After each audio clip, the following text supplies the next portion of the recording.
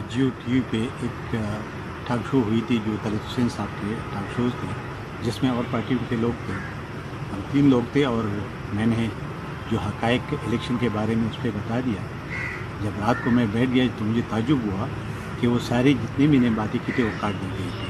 और जब मैंने राबिता किया तो ये कहा गया कि हमारे ऊपर बहुत प्रेशर है। बदकिस्मती इस मुल्क की कि इस वक्त दुनिया में 21वीं सदी है। मुल्क में दुनिया में जो मीडिया है वो आज़ाद है, लेकिन हमारे पाकिस्तान की मीडिया आज भी आज़ाद नहीं है।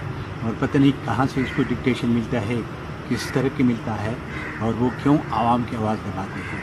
क्योंकि जो मैंने इलेक्शन के मुतालिक कहा था, मेरे पास प्रूफ के मुताबिक बात कर रहा था और मैंने इदारों की बात की थी कि अगर नेब जिस तरह इस्तेमाल हो रहा है तो ऐसे इस्तेमाल हो रहा है जिस तरह एक डिक्टेटर ने बनाया था उस तरह इस्तेमाल होता रहा है। और नेब खुद भी एक करप्ट इदारा है।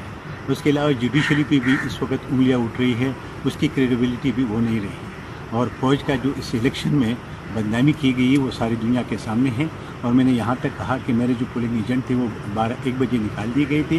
अगर कोई भी ऐसा इदारा है जिसके आगे मैं पेश कर उसको सबूत माने तो मैं कर सकता हूँ, लेकिन बदकिस्मती में अभी इस वक्त मुल्क में कोई ऐसा इदारा नहीं है जिसके क्रेडिबिलिटी हो और वो आवाम को सच सुनाने के लिए सब बता दे।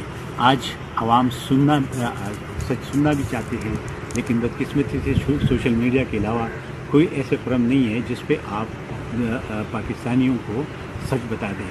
इस वक्त जो इलेक्शन हुआ था उस इलेक्शन में जितनी दानली हुई थी शायद तारीख़ में ये कभी नहीं मिल सकती है।